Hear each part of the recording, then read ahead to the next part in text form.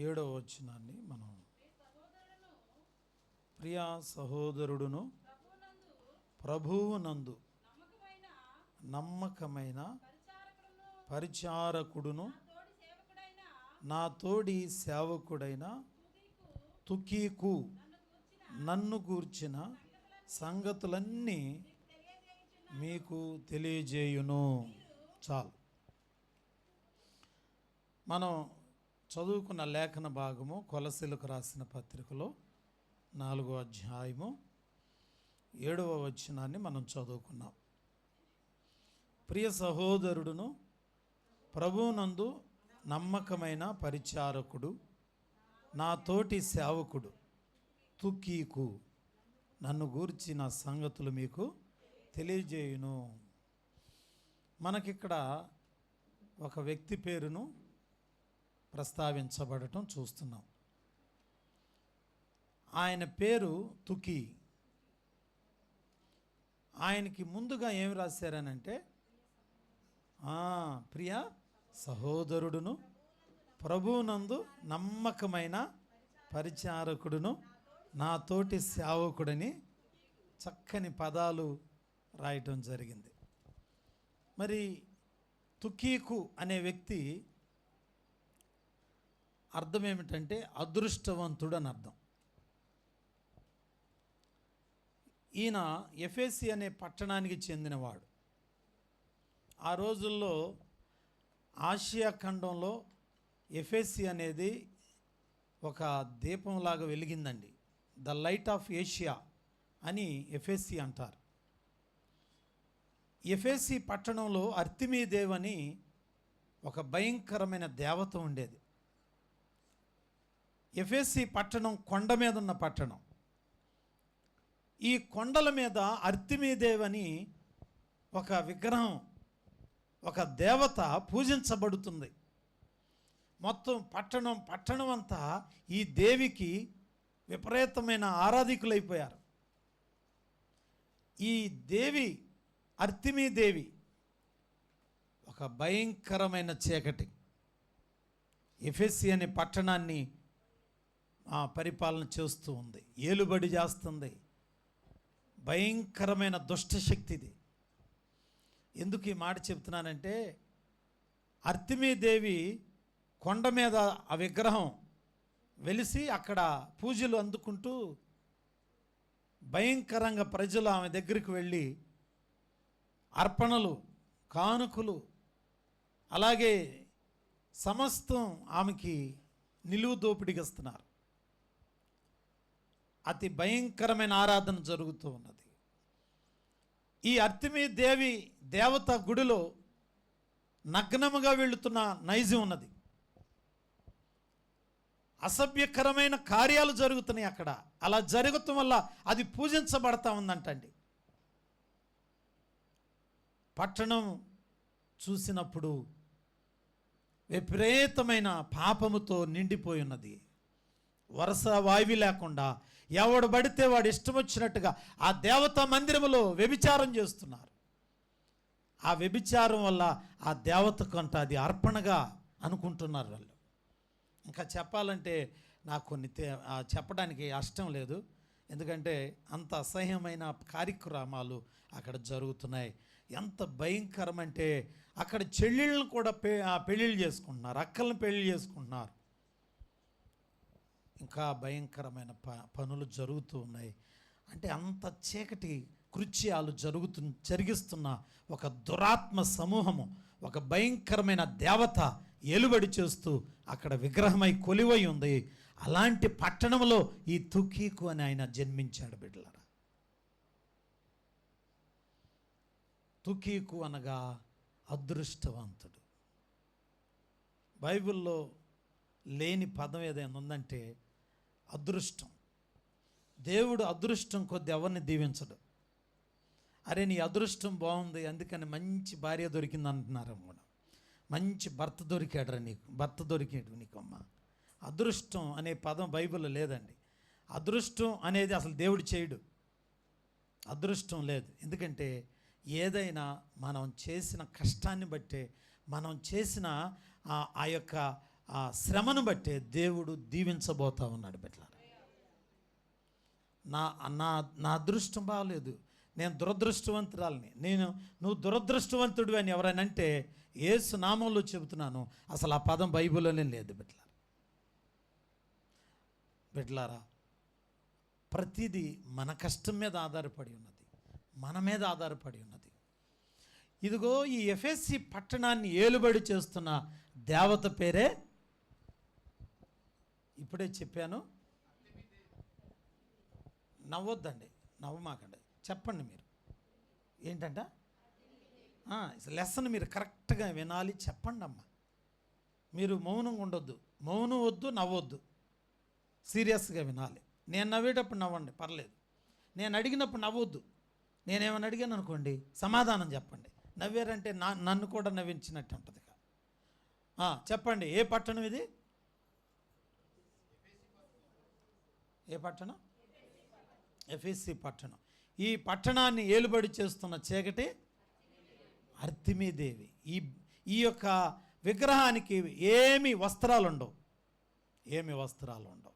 ఒక లజ్జాకరమైన దేవత. పట్టణంలో ప్రజలు ఎలా ఉన్నారంటే అసహ్యముగా ఉన్నారు. ఈ పట్టణానికి మన దైవజనుడైన పౌలు గారు దేవుని వాక్యమును తీసుకుని వెళ్ళాడు బిడ్డలారా. అక్కడ అనేక మంది ఆయన్ని ఎక్కిరించారు, అపహాసించారు, ఆయన మీద తిరగబడ్డారు, ఆయనను రాళ్లతో కొట్టారు, ఆయనను బూతులు మాట్లాడారు. ఆయనను ఇష్టమొచ్చిన పదజాలం వాడారు, ఆయనను ఇష్టమొచ్చినట్టుగా తిట్టుకున్నారు. కారణం వాళ్ళ లోపలున్న భయంకరమైన దుష్టశక్తి, ఆ చీకటి దైవజనుని అమ్మనాభూతులు తిట్టిస్తుంది, తిడతా ఉన్నారు. చూడండి, కొంతమంది ప్రార్థనన్న దైవజనుడన్న అసహ్యంగా చూస్తారు.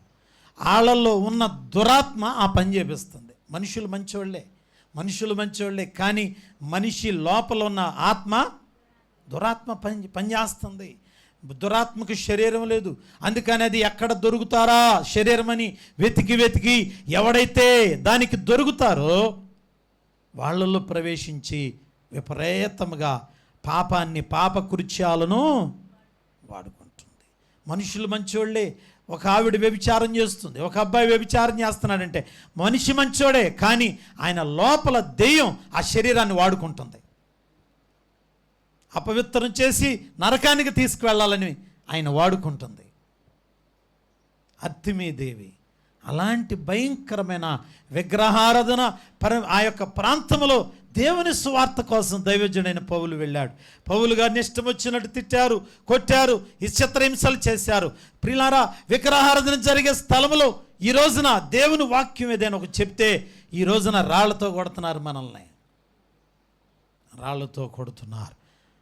కొన్ని వీధుల్లో కొన్ని ప్రాంతాలలో దేవుని సువార్త అందించుకుంటూ వెళ్తుంటే చెప్పులతో కొట్టి పేడ నోట్లో పెట్టిన సన్నివేశాలు కనబడుతున్నాయి. వాళ్ళు వాక్యం చెప్పుకుంటూ వెళ్తున్నారు, దేవుని సువార్త చెప్పుకుంటూ వెళ్తున్నారు. కానీ దురాత్మ అంటుంది, ఈ సువార్త ఇక్కడ ఎందుకు రావాలి? నేను ఈ ప్రాంతాన్ని నరకానికి తీసుకువెళ్ళడానికి తిష్ట వేశాను. ఇక్కడ సువార్త వినబడితే ఈ ప్రజలందరూ మార్పు చెంది ఒకవేళ పరలోకం వెళ్తారని ఎవరు కోపం వస్తుందమ్మా? దురాత్మకు కోపం వస్తూ ఉంది. కనుక అలాంటి పరిస్థితుల్లో దైవజనుడు అక్కడ సందేశం అందిస్తూ ఉండగా ఒక ఆత్మ రక్షించబడింది. ఆ ఆత్మ, ఆ మనిషి పేరే తుకీకు. గట్టిగా స్తోత్రం చెబుదాం. హల్లెలూయా. ప్రియులారా, ఈ తుకీకు గురించి 4 విషయాలు. మొట్టమొదటిగా ఇతడు నిజమే అదృష్టవంతుడు. ఎట్లా అనంటే నిజ దేవుడైన యేసు క్రీస్తును తెలుసుకున్న ఇతడు ఏమయ్యాడు చెప్పండి? అదృష్టవంతుడు. లేకపోతే ఆ పాప కృత్యాలు, ఆ యొక్క హేయమైన కార్యాలు, ఆ దరిద్రపు కార్యాలు, ఆ అసభ్యకరమైన కార్యాల్లో ఇతను కూడా నిమగ్నమై ఎక్కడికి వెళ్ళేవాడమ్మా? నరకానికి వెళ్ళేవాడు. అలాంటి వాడు దైవజనుడి యొక్క వాక్యాన్ని విని తన జీవితాన్ని నిజ దేవునికి అర్పించాడు. అప్పటి నుంచి ఇతనిలో అదృష్టం ప్రారంభించబడింది. అదృష్టవంతుడు నెంబర్ 1. ఇతడు నిజ దేవుణ్ణి తెలుసుకోవడం వల్ల ఏమయ్యాడు చెప్పండి? అదృష్టవంతుడు. అది అదృష్టం అంటే. డబ్బు కట్ట నెత్తి మీద పడింది. నిన్నే ఒకడు వెళ్తా గబుక్కుని మా వాకిట్లు విసిరేశాడు. 1,00,000 రూపాయలు కట్ట, నా అదృష్టం అని అనుకో. 1,00,000 రూపాయలతో ఎంతకాలం బ్రతుకుతావు? రక్షణ లేదు, డబ్బులు ఉన్నాయి, ఉపయోగం ఏంటి ఏమా? లేదు, ఏం ఉపయోగం లేదు. కొంతమందికి నా డబ్బులే నా ప్రాణం, నేను మందిరానికి వెళ్ళకపోవటమే నేను గొప్పవాడిని, దేవుని మందిరానికి వెళ్ళకపోవటం గొప్పతనమా? దేవుని సన్నిధిలో కూర్చోలేకపోవటం గొప్పతనమా? నాకు ఖాళీ లేదో. అసలు ప్రార్థన చేసే వాళ్ళందరూ దొంగలని కొంతమంది. ప్రార్థన చేసేవాళ్ళు దొంగలైతే యేసుక్రీస్తు దొంగోడు కాదుగా. ప్రార్థన చేసేవాళ్ళు దొంగలు అనుకో. నీకు యేసుక్రీస్తు ఏమైనా ప్రాబ్లం ఉందా? ఆయన దగ్గర ఏమైనా తప్పు ఉంటే చెప్పండి. కొంతమంది ప్రియులారా ఇప్పుడు కాదులే, టైం ఉందలే, ఇంకా టైం ఉంది. ఏం టైం ఉంది? ఇరాక్ వాళ్ళు బాంబు వేసారనుకో మన మీద, టైం ఉంటుందా? మొత్తం పోద్దాయి. మనకు బంకర్లు కూడా లేవు దాక్కోవడానికి. బిడ్డలారా, కనుక మనకు సమయం లేదు. బైబిల్ అంటది సమయం ఇక కొంచెమే ఉన్నది, వచ్చుచున్నవాడు ఆలస్యం చేయక త్వరగా వచ్చుచున్నాడు. హల్లెలూయా. కనుక మొట్టమొదటిగా మనం చూసినట్లయితే అదృష్టవంతుడు తుకీ అనే తుకీకు అనేటటువంటి ఈయన అదృష్టవంతుడు. ఎలా అదృష్టవంతుడు అయ్యారు అని అంటే, ఈయనకి ఏమైనా డబ్బులు దొరికాయా? వెండి దొరికిందా? ఇళ్ల స్థలాలు కొన్నాడా? బిల్డింగులు కట్టాడా? అది ఎందుకు అదృష్టవంతుడు చెప్పాలి అందరూ చెప్పండి అమ్మా. నిజ దేవుణ్ణి కలిగి ఉన్నారు, ఆయన అదృష్టవంతుడు. ఇక్కడ కూర్చున్న మనందరం అదృష్టవంతులం దేవుని బిడ్డలారా. హల్లెలూయా. ఈ మాట చెప్పడానికి నేను మీ ముందు నిలబడ్డాను. You are so lucky in Jesus. మీరు అదృష్టవంతులు బిడ్డలారా. మనందరం అదృష్టవంతులు. బికాజ్ ఆఫ్ మనీయా? డబ్బులను బట్టా కాదే. మనకున్న బ్యాక్గ్రౌండ్ని బట్టి కాదు, మనకున్న శక్తి సామర్థ్యాలను బట్టి కాదు. దేనికి మన అదృష్టవంతులు అంటే నిజ దేవుణ్ణి తెలుసుకోగలిగాం. ఇప్పటికే లేట్ అయిపోయిందయ్యా. కొంతమంది నిజ దేవుణ్ణి తెలుసుకున్న తర్వాత ఎంత బాధపడుతున్నారు. అయ్యో, నా 40 సంవత్సరాలు ప్రభువుని తెలుసుకోలేకపోయానయ్యా, ఇప్పుడు తెలుసుకున్నాను. అదేదో నేను 18వ సంవత్సరంలోనే యవన కాలంలో తెలుసుకున్నట్లయితే ఎంత బాగుండేదని బాధపడే వాళ్ళు కొంతమంది ఉండకపోలేరు బిడ్డలారా. కానీ ఇప్పటికైనా తెలుసుకున్నావు, నీ అదృష్టం. దేవునికి స్తోత్రాలు బిడ్డలారా. కనుక ఒక పాప ప్రపంచం, ఒక అసభ్యకరమైన పరిస్థితుల మధ్యలో, భయంకరమైన విగ్రహారాధన మధ్యలో ఒక మనిషి ప్రభువుని అంగీకరించి దేవుని కోసం బ్రతకడానికి సువార్త వాక్యమును పౌలు ద్వారా విని రక్షించబడి ఆ రోజున ఎఫెసీలో ఉన్న ఆ మొత్తం ప్రజల మధ్యలో ఇతను ఒక అదృష్టవంతుడిగా నిలబడ్డాడు దేవుని బిడ్డలారా. హల్లెలూయా. యేసుక్రీస్తు ద్వారా మనకు కలిగిన గొప్ప లాభాలు ఏంటంటే, 1 పాప క్షమాపణ, 2 పరిశుద్ధమైన జీవితం, 3 పరలోక రాజ్య పౌరులు కావడం. ఈ 3 కార్యాలు ఎవరి వల్ల జరిగినాయి అంటే యేసుక్రీస్తు వారి ద్వారా మాత్రమే కలిగి ఉన్నాయి. చెప్పండి. ఒకటేంటమ్మా? పాప క్షమాపణ. 2 పరిశుద్ధ జీవితం. చెప్పండి. పరిశుద్ధమైన జీవితం డబ్బులు కడితే ఎవరైనా ఇస్తారా? లేకపోతే మనం దానాలు చేయటం వల్ల? పరిశుద్ధమైన జీవితం ఎక్కడి నుంచి వస్తుందంటే ప్రభు అయిన యేసుక్రీస్తు రక్తము ద్వారానే. దేవునికి స్తోత్రం. 3 పరలోక రాజ్య పౌరులు. ఆధార్ కార్డు మనది ఇక్కడ ఉంది అమ్మా. ఎక్కడ? పరలోకంలో కూడా మనకు ఆధార్ కార్డు ఉంది. పరలోకంలో కూడా ఏసన్న కాలనీలు ఉన్నాయి. మనకి ఇక్కడ ఇళ్ల స్థలాలు, ఒక్కొక్కరికి ఇళ్ల స్థలాలు జగనన్న కాలనీలాగా ఇక్కడ సెంటున్నర ఇచ్చి మనకు పాపం ఇరుగ్గా ఉంది సెంటుకే.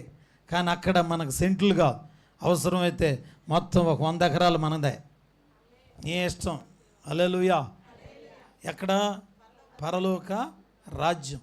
ఆ రాజ్యంలో మనం పౌరులుగా ఉన్నాం. అది ఎవరిచ్చారు? ప్రభు ఇచ్చారు. దేవునికి స్తోత్రం. తుకీకు అదృష్టవంతుడు. ఈ 3 ఇచ్చే యేసయ్యను నమ్ముకున్నాడు దేవుని బిడ్డలారా. ఎంత ఘోరాతి ఘోరమైన విగ్రహారాధనలోనమ్మా. అక్కడ అర్తిమీదేవి చేస్తున్న దురాక్రమ కార్యాలు, ఆ దేవత వాళ్ళందరిని ఆక్రమించి చేస్తున్న అసభ్యకరమైన పరిస్థితుల్లో ప్రియులారా ఎంత ఘోరాతి ఘోరంగా చెడిపోయారు. చెడిపోయిన వారి మధ్యలో ఇతడు ఒక దీపంలాగా దేవుడు ఆయన నిలబెట్టుకున్నాడు. దేవునికి స్తోత్రం. తుకీకు వాళ్ళ నాన్నగారి పేరు జ్యూస్. మామిడికాయ జ్యూస్, అరటికాయ జ్యూస్ అని ఉంటుంది చూడండి, ఆయన పేరు కూడా జ్యూస్. ఈ జ్యూస్ అని ఆయనకి 7 భార్యలు. ఎంత గౌరవం అంటే వాళ్ళ నాన్న కూడా మంచివాడు కాదు, వాళ్ళ అమ్మగారు మంచి కాదు, వాళ్ళ నాన్న మంచివాడు కాదు, అసలు వాళ్ళ ఫ్యామిలీ మంచిది. ఎందుకని? ఆ ప్రాంతమే అసలు మంచిది కాదు, ఏ కుటుంబం కూడా మంచిది కాదు. అలాంటి చెడిపోయిన ప్లేస్లో ప్రియులారా దేవుని వాక్యం అంగీకరించి ప్రభు కోసం నిలబడ్డాడు ఒక ఆయన పేరే తుకీకు. తుకీకు అంటే ఏంటి? అదృష్టవంతుడు. దేవునికి స్తోత్రం. అదృష్టవంతుడు. ఎలా అదృష్టవంతుడు అంటే నిజ దేవుణ్ణి తెలుసుకుని రక్షించబడటమే గొప్ప అదృష్టం. బిడ్డలారా, మీలో ఎవరైనా ఇంకా ఇల్లు కట్టలేకపోతున్నానని బాధపడవద్దు. నేను ఇంకా ప్రభువా ఎందుకనో మిక్సీ కూడా కొనలేదయ్యా, నేను ఇంకా గ్రైండర్ కూడా లేదయ్యా నా దగ్గర, లేకపోతే నా దగ్గర ఇంకా వాషింగ్ మిషన్ కూడా లేదు ప్రభు అని బాధపడొద్దు. ఇవన్నీ లేకపోయినా పర్లా, కానీ ఏముండాలి చెప్పండమ్మా? రక్షణ ఉండి రక్షణ లేకుండా ఇంటి నిండా సామాన్లు ఉన్నాయి, ఉపయోగం ఉంది. కనుక దేవుని బిడ్డలారు, మనకి ఏమి లేకపోయినా ఏం కలిగి ఉన్నాం? ప్రభువుని కలిగి ఉన్నాం, రక్షించబడ్డాం. దేవునికి స్తోత్రం. తర్వాత తుకీకు గురించి చక్కని మాట మనం ఇందాక చదువుకున్నాం. ప్రియ సోదరుడును ప్రభునందు నమ్మకమైన పరిచారకుడు. అబ్బాబ్బా ఎంత ఖరీదైన మాట అండి. ఇతడు గురించి మనం ఇంకా తెలుసుకోవాల్సి వస్తే దేవుని బిడ్డలారా, ఇక్కడ మనం చదువుకున్న పాయింట్ మనం చూస్తే ఇతడు నమ్మకమైన పరిచారకుడు. ఎలాంటి వాడంట? నమ్మకమైన పరిచారకుడు. దేవునికి స్తోత్రాలు. బిడ్డలారా, ఇతడు నమ్మకమైన పరిచారకుడు. ఈయన రక్షించబడిన తర్వాత దైవజనుడైన పౌలు గారు ప్రతి స్థలములో ఈయన తీసుకుని వెళ్ళి సువార్త ఎలా చెప్పాలి, లేకపోతే ప్రజలతో ఎలా మాట్లాడాలి, ఎలాగున ప్రజల మధ్య నడుచుకోవాలి అని ఇతన్ని దేవుని బిడ్డలారా అన్ని రకాల అనుభవాలు నేర్పించాడు. మనం ఇతరులు మనల్ని హేళన చేసినప్పుడు, ఇతరులు మనల్ని పొగిడినప్పుడు, ఇతరులు మన మీద దండలు వేసినప్పుడు, ఇతరులు మన మీద రాళ్ళు వేసినప్పుడు, లేకపోతే ప్రజలు అన్యులతో ఎలా ఉండాలి, లేకపోతే క్రైస్తవులతో ఎలా ఉండాలి, ప్రభువుని ప్రియులార దూషించే వాళ్ళతో ఎలా మాట్లాడాలి, ఎన్నో అనుభవాలు నేర్పించాడు.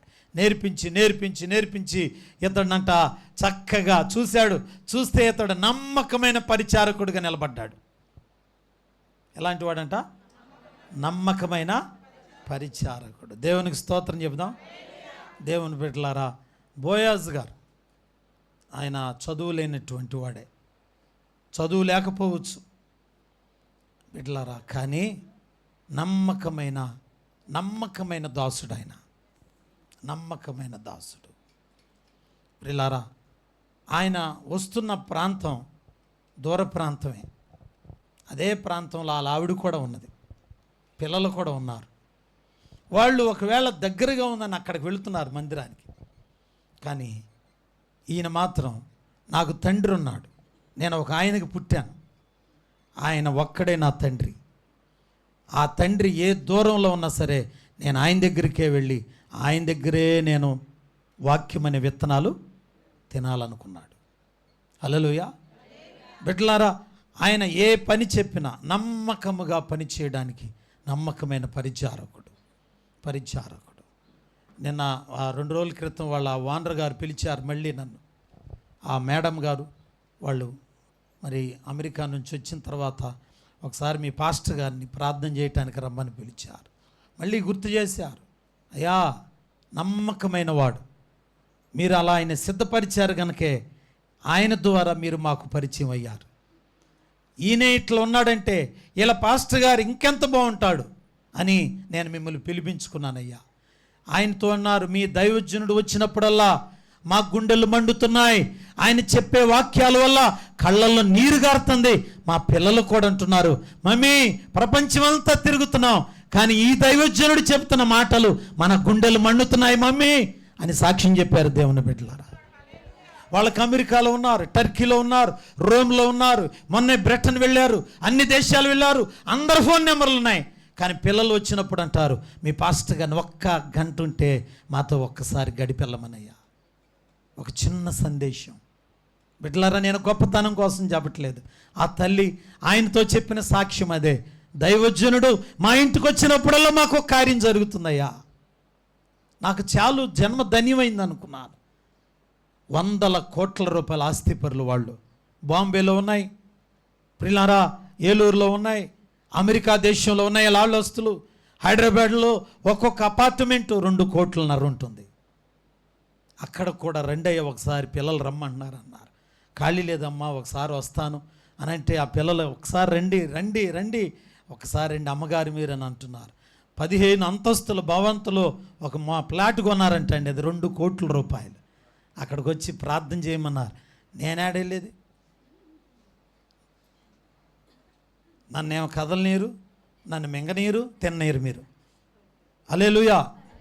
కనుక బిడ్డలారు మనం గమనించాలి, దేవుడు గొప్పవాడండి. దేవుడు గొప్పవాడు, దేవుడు గొప్పవాడు, నమ్మకమైన పరిచారకుడు.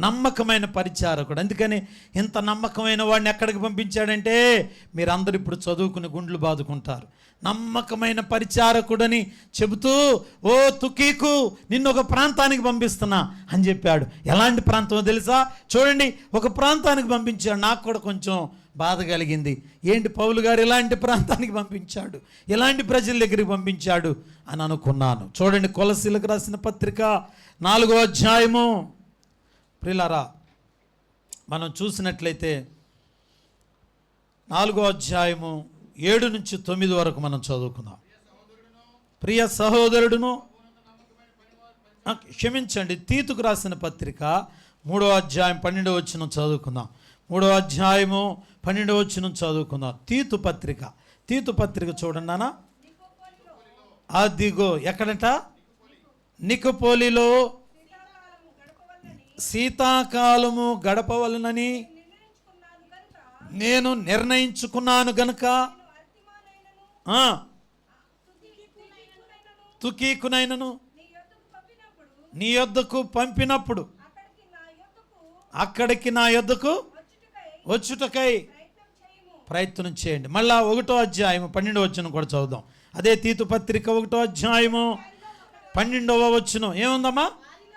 వారిలో 1వ అధ్యాయం 12వ వచనం, వారిలో ఒకడు అనగా ఒకడు ఇట్లా నేను అదుగో క్రేతీయులు.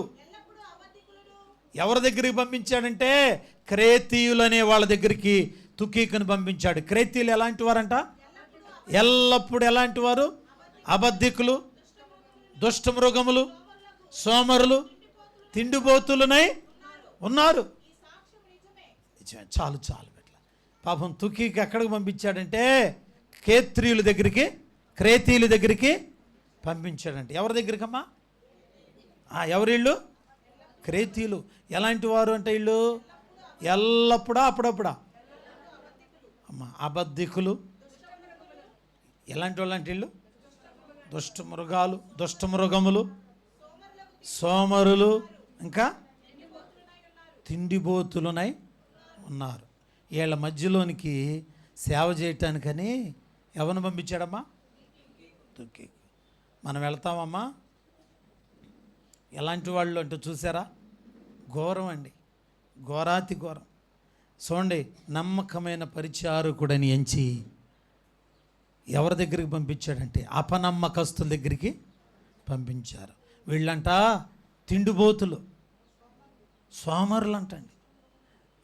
పొద్దుండే ప్రార్థన చేసుకుందాం, లేకపోతే పలానా ప్రార్థన ఉంది అని అంటే వస్తున్నారా? రారంటండి, రారు. చెబుతున్నాడు పౌలు గారే చెప్పి విసిగిపోయాడు. ఆయన అంటున్నాడు, ఎలాంటి వాళ్ళు? సోమరిపోతులు, ఎల్లప్పుడూ అసలు ఒక్క నిజం కూడా చెప్పరు. ఏంటి రాలేదు ప్రార్థనకి, రాత్రి ఏంటి కడుపు నొప్పండి బాగా, ఉట్టిదే, ఇంట్లో బాగానే పడుకున్నారు, కడుపు నొప్పి అని అన్నారు, యేసు ప్రభు ఆమెన్ అన్నాడు అనుకోండి, ఇక ఆ కడుపు నొప్పి తగ్గదు అనుకోండి, ఏమైపోతాం, మనమేమైపోతాం. కనుక అబద్ధములు చెప్పగాదు మనమంట. చూడండి, ఆ ప్రాంతంలో ప్రజలు అబద్ధికులు, దుష్ట మృగములు. అయ్యా మృగంతో సంసారం చేస్తున్నాను అయ్యగారు, మూర్ఖుడయ్యా. దేవునికి స్తోత్రం చెప్పండి. అలాంటి వాళ్ళు ఉంటే మంచిదే, ఎందుకంటే మనం ఇంకా ప్రార్థన చేయగలుగుతాం, ఇంకా మనం లోతైన ప్రార్థన చేస్తాం. దేవుడు ఒక్కోసారి మూర్ఖుడైన భర్తనిచ్చాడంటే మనం బాధపడకూడదు. ఆ భర్తను బట్టి మనం స్తుతిస్తూ, ప్రభువా ఒకవేళ ఆయన అట్లా లేకపోతే నేను ప్రార్థన చేయలేనేమో ప్రభువా, అయ్యో నేను మూర్ఖురాలైన భార్యతో సంసారం చేస్తున్నాను, ఆమె అలా లేకపోతే ఒకవేళ నువ్వు దేవుళ్ళు ఎదగలేవేమో, దేవుడు నీ కోసం ఒక ముళ్ళును సిద్ధపరిచి ఉంచాడేమో బిడ్డలారా, ఒక ముళ్ళుని సిద్ధపరిచి ఉంచాడు. కనుక ఒకవేళ కుమారుడు నీకు మూర్ఖుడుగా నీకు వ్యవహరిస్తున్నాడా, దేవునికి స్తోత్రం. ఆ బిడ్డను బట్టి స్తోత్రాలు చెప్పి, ప్రభువా ఈ మూర్ఖుడిని నువ్వు ఎలాగైనా మారుస్తావు, కానీ ఇలా ఉండటం వల్ల నా ఆత్మీయ స్థితి ఇంకా పెంచమని మన ప్రార్థన చేయాలి పెట్టారు. చూసారా, ఎల్లప్పుడు అబద్ధాలు చెప్పేవాళ్ళు మూర్ఖులు, దుష్టమృగాలు, సోమరిపోతులు, ఏం పోతులంట, తిండిపోతులు. వీళ్ళందరి మధ్యలో సేవ చేయటానికని ఎవరిని పంపించాడు, తుకీకుని పంపించాడు. మనం వెళ్తామమ్మా, మనం ఎక్కడైతే కొంచెం మనకు అనుకూలంగా ప్రేమించుకుంటూ మాట్లాడతారు కదా, చక్కగా అక్క మన ఇద్దరం ఒకటేనక్క చర్చిలో, అసలు మనం ఎవరితో కలవద్దు, ఎందుకంటే నువ్వు నేను ఒకటే చెప్తున్నా, వేరే వాళ్ళ అక్క ఎందుకను మనకు పడతలా, ఎందుకు పడతలా? మరి 133 కీర్తన ఏముంది, సహోదరులు ఐక్యత కలిగి నివసించాలి. ఐక్యత ఉన్న చోట ఆశీర్వాదం ఉంటుందా, శాపం ఉంటుందా? ఆశీర్వాదం. మనమంట అందరితో వీలైనంతగా అందరితో మనం ఎలా ఉండాలంట, ఐక్యత కలిగి. దేవునికి స్తోత్రం చెబుదాం. హల్లెలూయా. కూర్చోమ్మ చిన్నారికి హల్లెలూయా స్తోత్రాలు. కనుక మనం తుకీకు గురించి వింటున్నాం. ఒకటి, నెంబర్ 1, నిజదేవుణ్ణి ఎరిగి ఉన్నాడు, నిజదేవుణ్ణి ఎరిగి ఉన్నాడు. రెండవది, నమ్మకమైన పరిచారకుడు. మళ్ళీ కన్ఫ్యూజ్ అవుతున్నారు మీరు. రెండోది ఏంటమ్మా, నమ్మకమైన పరిచారకుడు. ఇప్పుడు మనం ఇక్కడ ఉన్న వాళ్ళందరిని అడుగుతున్నాం, మనం చిట్ట చివరిగా ఏమవ్వాలి చెప్పండి,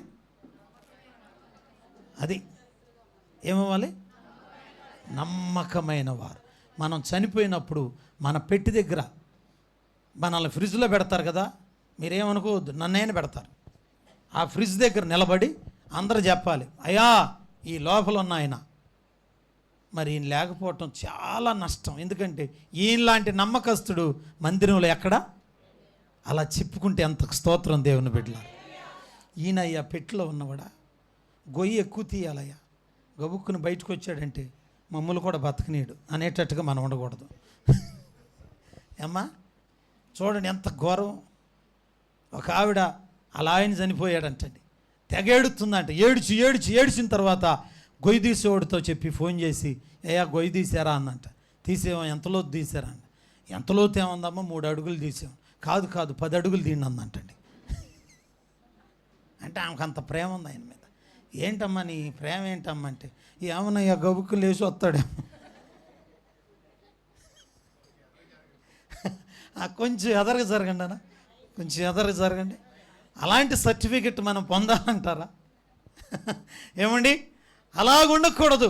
అయ్యో ఈ మనిషి లేకపోవటం వల్ల చాలా నష్టం, మా కుటుంబానికి తీర నష్టం, అయ్యా ఇలాంటి వ్యక్తి దొరకడు, ఇలాంటి వ్యక్తి దొరకదు అనే సాక్ష్యం పొందదు బిడ్డల.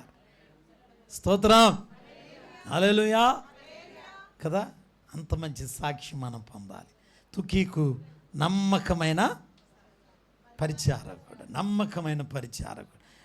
నమ్మకమైన పరిచారకుడు. ఎవరైతే అని బిడ్డలారా తిట్టుకుంటున్నారో, తిండిబోతులు, వగరుబోతులు, తిట్టుబోతులు, ప్రియులారా, నమ్మకస్తులు గారు, అబద్ధాలు చెప్పేవాళ్ళు, మూర్ఖుల మధ్య సేవ చేస్తున్నాడు బిడ్డలారా, సేవ చేస్తున్నాడు.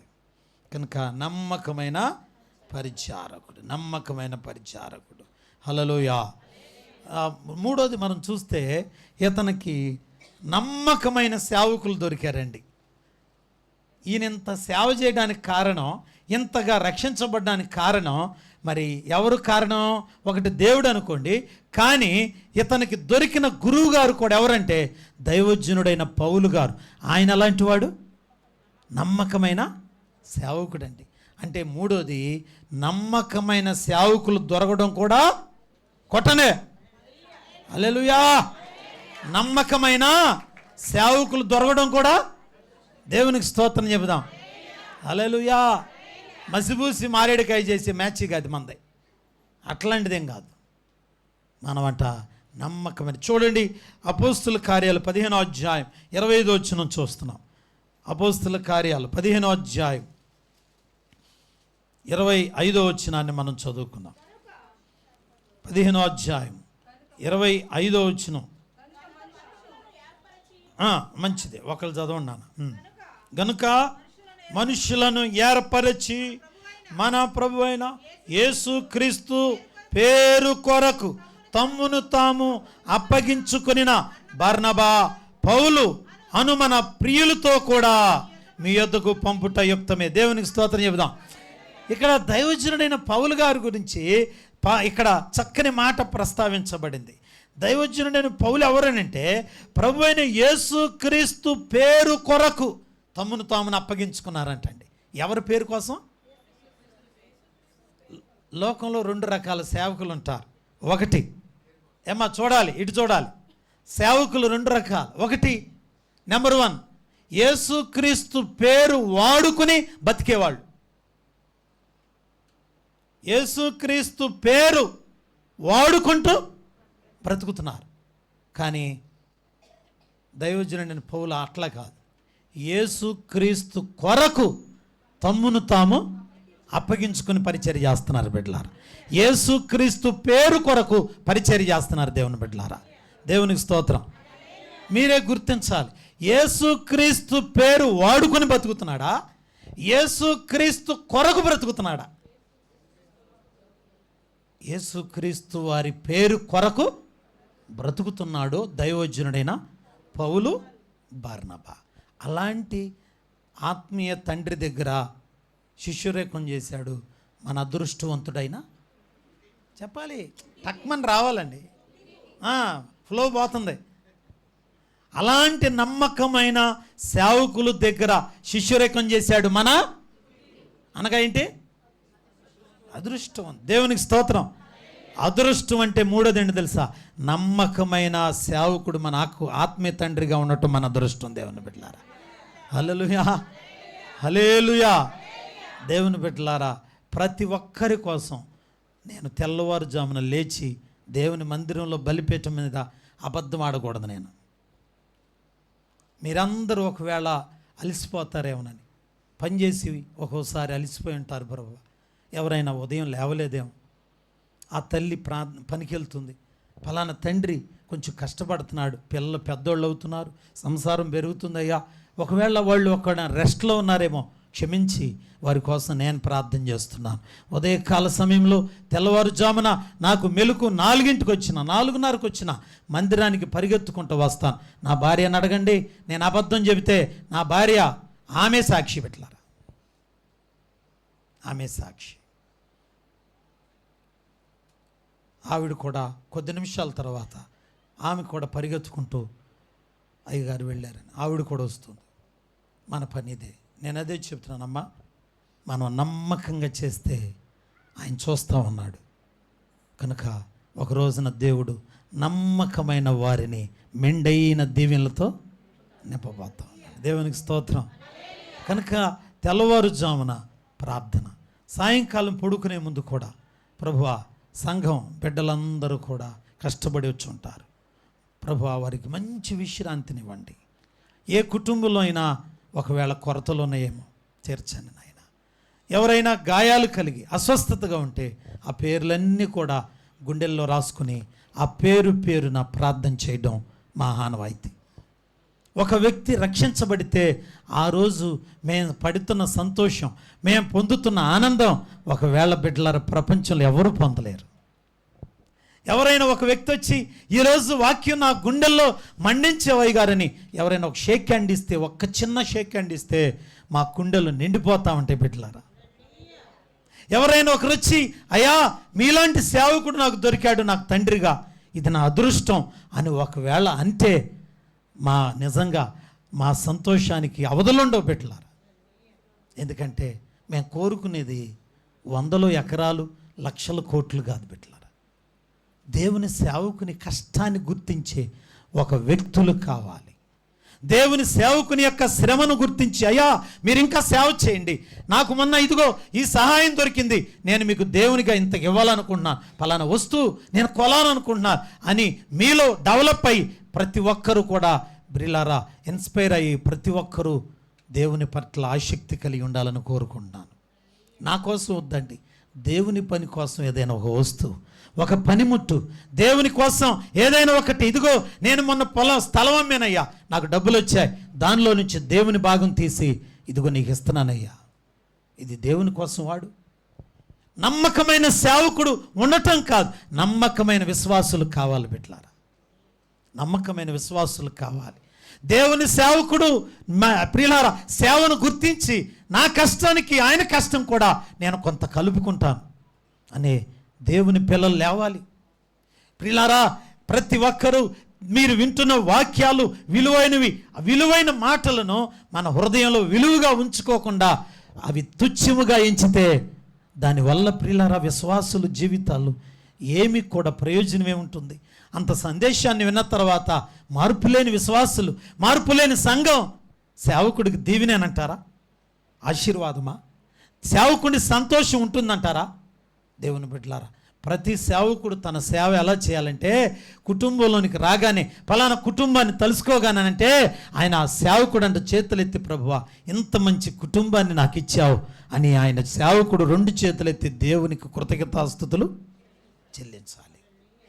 నన్ను తలుసుకున్నప్పుడల్లా సేవకుడట అయ్యా నా సేవకుడు నన్ను తలుసుకోగానే నన్ను చూడగానే ఆయనకి సంతోషం కలుగుతుందయ్యా, నా బతుకు ఇంతకంటే ధన్యత ఇంకేంటి? బిడ్డలారా ఒక సేవకుడిని దుఃఖపెట్టే కుటుంబంగా, ఒక సేవకుడిని స్త్రీలారా కన్నీరు కార్చే కుటుంబంగా, గుండెలు బాదుకునే కుటుంబంగా ఏ కుటుంబాలు చేయకూడదు బిడ్డలారా, చేయకూడదు. ఏ మనిషి అలా చేయకూడదు కూడా. ఎందుకంటే హెబ్రీలకు రాసిన పత్రికలో ఉంటుంది. ఒక్కసారి ఈ మాటను మీరందరూ ప్రతి ఒక్కరూ నాసికారంధ్రంలో ఉన్న ప్రతి ప్రాణి ఈ మాట చదువుకోవాలి బిడ్డలారా. ఒక్కసారి హెబ్రీలకు రాసిన పత్రికలో మనం చదువుకుందాం. 13వ అధ్యాయము ప్రియులారా గమనించండి, 16, 17 వచనాలు మనం చూద్దాం. మీ పైన నాయకులుగా ఉన్నవారు లెక్క అప్పచెప్పవలసిన వారు వలె మీ ఆత్మలను కాయుచున్నారు. వారు దుఃఖముతో, వారంట దుఃఖముతో ఆ పని చేసిన ఎడల ఏంటంటమ్మా? నిష్ప్రయోజనము గనుక దుఃఖముతో కాక ఆనందముతో చేయనట్లు వారి మాట విని వారికి గట్టిగా స్తోత్రం చెబుదాం. ఇది దేవుని ఆత్మ కలిగిన మనుషులు దీన్ని నెరవేరుస్తారు బిడ్డలారా. దేవుని ఆత్మ ఉన్న ఒక వ్యక్తి, దేవుని ఆత్మతో నింపబడిన ఒక వ్యక్తి, నిజమైన విశ్వాసి వెంటనే ఈ మాట చదవగానే అయ్యా మా సేవకుడిని నేను బాధ పెట్టాను, ఇప్పుడే నేను పరిగెత్తుకుంటూ వెళ్ళి ఆయన చేతులు పట్టుకుని అయ్యా నేను బాధ పెట్టాను నన్ను క్షమించయ్యా అని అడగగలిగిన శక్తి ప్రతి విశ్వాసికి రావాలి బిడ్డలారా, ప్రతి విశ్వాసికి రావాలి. దేవుని సేవకులు ఎలా చేయాలంట పరిచర్య? దుఃఖముతోనా? కాదు. ఎలానమ్మా? వారు సంతోషముతోనూ ఆనందముతోనూ చేసిన ఎడలా అది మీకు ప్రయోజనం, కానీ దుఃఖముతో ఆ పని చేయకూడదు. ఇలాంటి వారిక మనం దేవుని వాక్యం చెప్పింది, ఇలాంటి వారిక దేవుని సందేశం వినిపించేది. దేవుని బిడ్డలారా అలా ఎవరు కూడా అనిపించుకోకూడదంటండి. చదువుతున్నారా? అండర్లైన్ చేసుకోండి. ఆ విషయం మీరు ప్రతిరోజు జ్ఞాపకం చేసుకోవాలి బిడ్డలారా. కనుక తుకీకు ఎలాంటి వాడంటే తన ఆత్మీయ తండ్రి నమ్మకస్తుడుగా దొరికినందుకై అతడు అంటున్నాడు, నేను చాలా అదృష్టవంతుణ్ణి, నేను చాలా అదృష్టవంతుని. ఎందుకో తెలుసా? మొట్టమొదటిదిగా నెంబర్ 1 నేను ఎందుకు అదృష్టవంతుడిని అంటే నెంబర్ వన్ ఏంటంటే నిజ దేవుణ్ణి నేను తెలుసుకోగలిగాను. నిజ దేవుణ్ణి నేను తెలుసుకోగలిగాను. రెండోది నమ్మకమైన పరిచారకుడైనందుకు నేను అదృష్టవంతుణ్ణి. మూడోది నమ్మకమైన సేవకులు నాకు దొరికారు. నమ్మకమైన సేవకుడు నాకు దొరికాడు. సౌండ్ పెట్టే కొంచెం. నమ్మకమైన సేవకుడు. హల్లెలూయా. ప్రియులారా, చివరిగా మనం చూస్తే మరి నమ్మకమైన సేవకుడు మాత్రమే కాదు బిడ్డలారా, ఇతని గురించి రాస్తున్నారు కదా ఇందాక మనం చదువుకున్న విషయంలో, ఇతడు నమ్మకమైన రాయబారి. నమ్మకమైన రాయబారి అనగా పౌలు గారు ఈయన ఎక్కడికి పంపించినా అక్కడ దేవుని వాక్యమును నమ్మకంగా తీసుకువెళ్ళి అందరికీ చెప్పి, అతడు మరి సేవకుడు గురించి చెప్పినా మంచే చెప్పాడు, దేవుని గురించి చెప్పినా మంచే చెప్పాడు కదా. ఇందాక మనం చదువుకున్నాం కొలసి 4:7 మనం చదువుకున్నాం.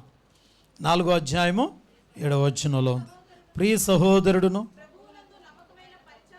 అదిగో ప్రభువునందు నమ్మకమైన పరిచారకుడును నా తోడి సేవకుడైన తుకీకు నన్ను గూర్చిన సంగతులన్నీ, అది దేవునికి స్తోత్రం.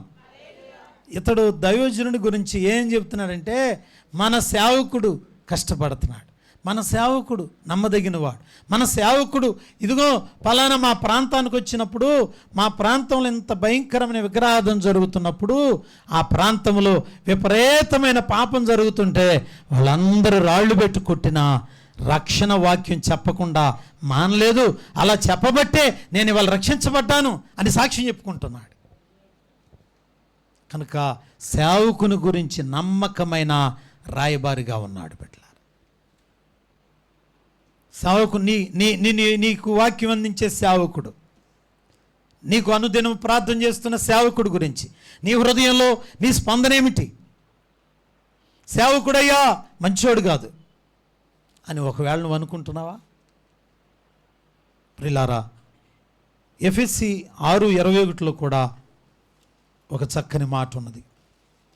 మనం చూసినట్లయితే ఎఫెసీ 6:21 మీరును నా క్షేమ సమాచారం అంతయు తెలుసుకొనుటకై ప్రియ సహోదరుడును ప్రభువునందు నమ్మకమైన పరిచారకుడునైన తుకీకు నా సంగతులన్నీ మీకు తెలియజేయను. అండర్లైన్ దిస్ పాయింట్ బిడ్డలారా, ఎంత మంచి మాట మాట్లాడుతున్నాడు పౌలు గారు. ఇక్కడ ఒక మాట అంటున్నాడు, ఓ ఎఫెసీ సంగమా, మీరును నా క్షేమ సమాచారం అంతయు తెలుసుకున్నటకు ప్రియ సహోదరుడైన ప్రభునందు నమ్మకమైన పరిచారకుడైన తుకీకు నా సంగతులన్నీ మీకు తెలియజేయను. దైవజనుడి గురించి అంట ఎప్పటికప్పుడు ఆయన కొట్టిన వార్త, తిట్టిన వార్త, రాళ్లతో కొడితే చెప్తున్నాడు, ఆయన కోసం ప్రార్థన చేయండి. మన సేవకుడు కష్టపడుతున్నాడు, ప్రాణాలు పోతున్నా సరే సేవకుడు ఇంత కష్టపడుతున్నాడు. సంఘాలతో చెబుతున్నాడు. బిడ్డలారా, సేవకుని గురించి చెప్పే వ్యక్తులు సంఘంలో చాలా తక్కువ మంది ఉంటారు. ఆ తక్కువ మందిలో నువ్వు ఒకదానిగా ఉన్నావా? నా సేవకుడు, మాకు పరిచయం చేస్తున్న సేవకుడు నమ్మదగినవాడు, ఆయన మా కోసం నలిగిపోతున్నాడని సాక్ష్యం చెప్పగలుగుతావా? లేక అసభ్యకరంగా సాక్ష్యాలు చెబుతున్నావా? అది నీకు ఆశీర్వాదం కాదు. అందుకనే తుకీకు మనకేం చెప్తున్నాడంటే, నాకు ఎవరైతే ఆత్మీయ తండ్రిగా ఉన్నాడో ఆయన గురించి నిత్యము ప్రియులారా సమాచారం సంఘాలన్నిటికీ అంట ఆయన సాక్ష్యం చెబుతూ తిరుగుతున్నాడు బిడ్డలారా. హల్లెలూయా. కనుక తుకీకు నమ్మకమైన వాడు, నమ్మకమైన పరిచారకుడు, నమ్మకమైన రాయబారి, సేవకుల నుంచి మంచి సాక్ష్యం చెప్పేవాడు. తుకీకు ఒక చెడిపోయిన ప్రాంతంలో అదృష్టవంతుడుగా రక్షించబడ్డాడు. నమ్మకమైన సేవకునికి శిష్యరేకం చేశాడు. తుకీకు తన జీవితం అంతా కూడా ఎక్కడ సేవకునికి తిరగబడ్డం కానీ, సేవకుని గురించి వ్యతిరేకంగా మాట్లాడడం కానీ, సేవలో ఎక్కడైనా అపనమ్మకస్తుడుగా కానీ ఎక్కడ కూడా మనం ప్రియులార బైబిల్లో చూడం. తుకీకు నమ్మకమైన పరిచారకుడు, తుకీకు క్రీస్తునందు నా దాసుడు, తుకీకు మంచి స్నేహితుడు, తుకీకు నమ్మకమైన రాయబారి, తుకీకు అని ఎంత మంచి మాటలు చెప్పారు. కనుక బిడ్డలారా, ఈ తుకీకు అనే మాట అదృష్టవంతుడు ఎలా వచ్చిందో మనం కూడా తుకీకులాగా నమ్మకంగా బ్రతుకుదాం, నమ్మకమైన పరిచర్య చేద్దాం, నమ్మకమైన రాయబారిగా ఉందాం, నమ్మకంగా బ్రతుకుదాం బిడ్డలారా. అలా చేసినాడే మన జీవితాలు ధన్యమవుతాయి, వర్ధిల్లుతాయి బిడ్డలారా. మన జీవితంలో అదృష్టం తన్నుకుంటూ మన మీదకు వస్తుంది బిడ్డలారా. దురదృష్టవంతులుగా మనం ఉండవద్దు, మనం అదృష్టవంతులుగా బ్రతుకుదాం. కనుక ఆ అదృష్టం ఎక్కడి నుంచి వస్తుందంటే నమ్మకమైన పరిచారకులుగా ఉండాలి, నమ్మకమైన వాళ్ళు. దేవుడు మీకు ఒక పని అప్పగించాడు, నమ్మకంగా చేయండి. ఏదైనా ఒక పని ఉందంటే నమ్మకంగా చేయాలి, అపనమ్మకస్తులుగా ఉండకూడదు. ప్రిలారా, నమ్మకమైన రాయబారిగా మనం ఉండాలి. బైబిల్లో ఉంది, నమ్మకమైన రాయబారి ఔషధము వంటి వాడు. సామెతల గ్రంథం 25:13 ఒక మాట ఉంటుంది. ఏమనుందో చూడండి, 25 అధ్యాయము 13 వచనం. అమ్మా, నమ్మకమైన దూత తనను పంపువారికి కోతకాలపు మంచు చల్లదనము వంటివాడు. అతడు తన యజమానుల హృదయము అబ్బాబ్బా తెప్పరెల్లా చేయను. దేవునికి స్తోత్రం. ఇదిగోండి, నమ్మకమైన వాడు ఎలాంటిది వాడంట? ఏ దూత అమ్మా కదా, దూత వంటి వాడు. నమ్మకమైన పరిచారకుడు ఎలాంటి వాడంట? దూత వంటి వాడు. అనండి, నమ్మకమైన పరిచారకులు దూత వంటి వారు. ఏ దూత? మీ దూత కోతకాలపు మంచు కన్నంత చల్లదనం లాంటి వాళ్ళు. అబ్బా, ఎంత మంచి మాట అన్నాడండి. నీ కడుపు చల్లబడా, మంచినీళ్ళు ఇచ్చావమ్మా, పుచ్చకాయ కూడా ఇచ్చావమ్మా, సపోటాలు కూడా 2 ఇచ్చావు. నీ పిల్లలు నువ్వు చల్లగా, స్తోత్రం. మన ప్రభువు కూడా అన్నాడు, నమ్మకమైన పరిచారకులంట సంఘంలో ఉంటే, అమ్మా నువ్వు దూతలాగా చల్లని మనిషివమ్మా. నమ్మకమైన వారంటే ఏంటి చిన్నమ్మా? నమ్మకమైన వారంటే ఔషధమా? ఔషధం అంటే నమ్మకమా? నమ్మకమైన వారంటే ఏంటి చెప్పండి? తెలుసు మీకు. నమ్మకమైన వారంటే ఏంటి అమ్మా? తాళాలు ఎవరికి ఇస్తారు అమ్మా? గుడి లోపల ఉన్న దాన్ని కూడా దోసుకునే వాళ్ళకి ఎవరెవరో. ఇప్పుడు తాళాలు ఎవరికి ఇస్తారు ఇంట్లో కదా? కనుక ఎందుకంటే వీళ్ళకి తాళాలు ఇస్తే ఏ వస్తువు దొంగతనం, మరి అటు సాక్ష్యం ఉండాలిగా, ఉందా? మరి అలా సాక్ష్యం కలిగి ఉండటమే నమ్మకం. హల్లెలూయా. మంచి సాక్ష్యం మంచి సాక్ష్యం కలిగి ఉండాలి మనం. మరి బిడ్డలారా, మనందరం దేవునికి నమ్మకస్తులమై ఉందాం గాక. ప్రార్థన చేసుకుందాం, తల్ల వంచినట్లయితే ప్రార్థన చేసుకుందాం. ప్రభువా, నీకు వందనాలు.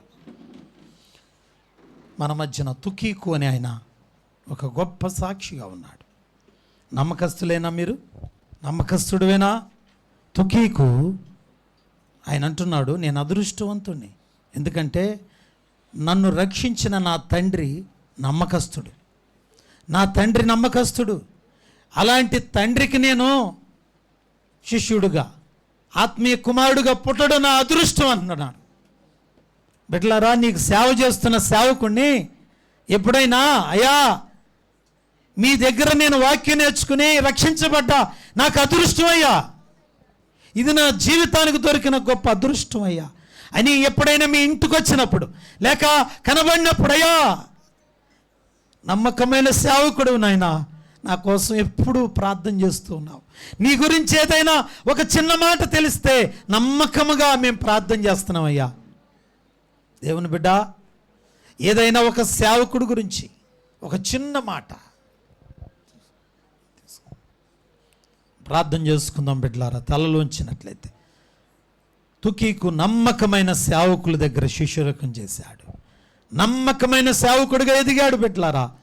ఎలాంటి వారి మధ్య? అబద్ధికుల మధ్య, దుష్టమృగాలు వంటి వారి మధ్య, తిండిబోతుల మధ్య, తిరుగుబోతుల మధ్య, వ్యభిచారుల మధ్య, క్రేతీలు, దుర్మార్గులు, అలాంటి వారిలో నమ్మకంగా ఉన్నాడు. బిడ్డా, మన చుట్టూ ఎంతమంది ఏ పరిస్థితులు వచ్చాయి. ఒక్కొక్క సన్నివేశం వింటున్నప్పుడు నాకు కూడా వేదన కలుగుతున్నది. ఏమి కుటుంబాలు ఇవి, ఏం కుటుంబాలు, ఏం మనుషులు రా వీళ్ళు. అయ్యో, ఇంత సేవ చేస్తున్నా కూడా ఇంకా వీరిలో నమ్మకం లేదే, వీరిలో ఇంకా విశ్వాసం లేదే.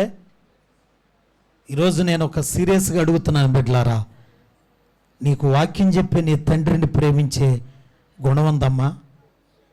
నీకు అనుదినం వాక్యం పంచుతున్న సేవకుడి గురించి నీ భావన ఏంటి? ఎప్పుడైనా ఆయన కోసం ఒక చిన్న ప్రార్థన, కన్నీరు ఇచ్చాయా? నాకు ఇలాంటి తండ్రిని ఇచ్చావు. నా తండ్రి నన్ను ఏనాడు ఏం అడగలేదయ్యా. నేనే నమ్మకంగా లేను, సేవలో నేను ఆయనకి సహకారి కానయ్యా. ఆయన్ని బళ్ళెంతో పొడిచినట్టు నా మాటలు పొడిచాయి, దుఃఖపెట్టాను ప్రభువా. అయ్యా, సేవకుణ్ణి అయ్యా నేను దుఃఖపెడుతున్నానయ్యా. ఆయన మాటకు నేను లోబడేవాడికి ఇచ్చి నాయన, లోబడేదానికి ఇచ్చి, నా కుటుంబం అంతా లోబడేదిగా ఇచ్చి నాయన. నేను నమ్మకమైన దాన్నని నా ముందు సాక్ష్యం చెప్పాలి ప్రభువా. దేవుని బిడ్డ, నేను కోరుకుంటున్నాను మీరు నమ్మకస్తులుగా ఎదగాలి, నమ్మకస్తులుగా ఎదగాలి బిడ్డలారా. దేవుని పనిలో నమ్మకంగా ఎదగాలి. ఏ పరిస్థితులు ఎదురైనా నా తండ్రిని నేను వదిలిపెట్టలేను, నా తండ్రిని నేను వదిలేను. ఆయన నమ్మకస్తుడు, నాకు నన్నెంతో బలపరిచాడు. దేవుని బిడ్డ, దేవానికి స్తోత్రాలు చెల్లిస్తున్నాను నాయన. వందనాలు ప్రభువా, స్తోత్రాలు నాయన. తండ్రి, ఈరోజు నాయన మాకు అందించిన సందేశాన్ని బట్టి వందనాలు అయ్యా. ఇదిగో మీరు ఇచ్చిన సంఘం అయ్యా, బిడ్డలకు నీ మాటలు చెప్పి ఉన్నాను. కొంతమంది కన్నీరు కారుస్తూ ఉన్నారు, కొంతమంది ఒకవేళ ఎలా ఉన్నదో తెలియదు నాయన. అయ్యా, ఈ యొక్క సేవకుడి గురించి ప్రతి ఒక్కరూ నమ్మకంగా నాయన ఉండేటట్టుగా చేయనైనా. అయ్యా, ఈ బిడ్డలకు ఎలా ఇంకా చెప్పాలో నాకు తెలియట్లేదు. వీళ్ళల్లో నూతనమైన మనసు నాయన, నూతన హృదయాన్ని ఇవ్వండి. దేవుని పనిలో నమ్మకస్తులను చేయనైనా. ఏ పనున్నా ఇది దేవుని పని, నేను నమ్మకంగా చేయాలి, రహస్యంగా తప్పించుకున్నట్టుకు ఎందుకు ఈ పాపపు జీవితం, నాకు ఈ మనసు వస్తుంది. ఏ అందరూ చేస్తుంటే నేను ఎందుకు దేవుని పని పట్ల ఆసక్తి లేదయ్యా. దేవుని బిడ్డ, నమ్మకమైన వారు దూత వంటి వారంటమ్మా. దేవుని దూత ఎప్పుడవుతావు? దేవుని దూతలాగా చల్లని మనిషిగా ఎప్పుడవుతావు? దేవుని బిడ్డ గమనించండి. తుకీకు నా ప్రియ తోడి సేవకుడు, నమ్మకమైన వాడు, నమ్మకమైన పరిచారకుడును, నా తోటి దైవజనుడు, నా తోటి పరిచారకుడు తుకీకు అని రాస్తూ, అతడు నమ్మకమైన వాడు. అవును అయ్యా, ఈరోజు మాకు అందించిన సందేశం హృదయాల్లో భద్రపరచండి. ఇక్కడున్న ప్రతి వ్యక్తి నమ్మకంగా సేవ చేయడానికి, నాతో కలిసి పరిగెత్తడానికి, కష్టపడడానికి నమ్మకముగా చేయనైనా, నమ్మకమైన వారిగా చేయనైనా. ఎవరిని వదిలిపెట్టొద్దయ్యా. ఎవరిలో ఏ ప్రభు వ్యతిరేక భావన ఉండనివద్దు ప్రభువా. అయ్యా, ఈ బిడ్డలు ప్రతి ఒక్కరూ నమ్మకంగా ఉండేవారిగా చేయనైనా. మీ చేతులకు అప్పగిస్తున్నాను అయ్యా. ఇంత వాక్యం విని వాక్యమును తోసివేసే హృదయం రానివద్దు నాయనా. అయ్యా దేవా, విన్న వాక్యము పొదల్లో పడనివద్దయ్యా, రాళ్లల్లో పడనివద్దు, మంచి నేల మీద పడినట్టు చేయి నాయన. మీ చేతులకు అప్పగిస్తూ మీరే కృప చూపించమని ఈ సంఘాన్ని నమ్మకమైన సంఘంగా చేయనాయన, నమ్మకమైన వారిగా చేయనాయన. వ్యాధి వచ్చినా వ్యాధి రాకపోయినా, నష్టం వచ్చినా సుఖం వచ్చినా నమ్మకంగా ఉండేవారిగా చేయనైనా సహాయం చేయమని మీ చేతులకు అప్పగిస్తూ మా ప్రభువును మా రక్షకుడైన యేసుక్రీస్తు నామమున ప్రార్థించి వేడుకుంటున్నాను తండ్రి. ఆమేన్. ఆమేన్. మంచిది. అందరూ లేచి నిలబడి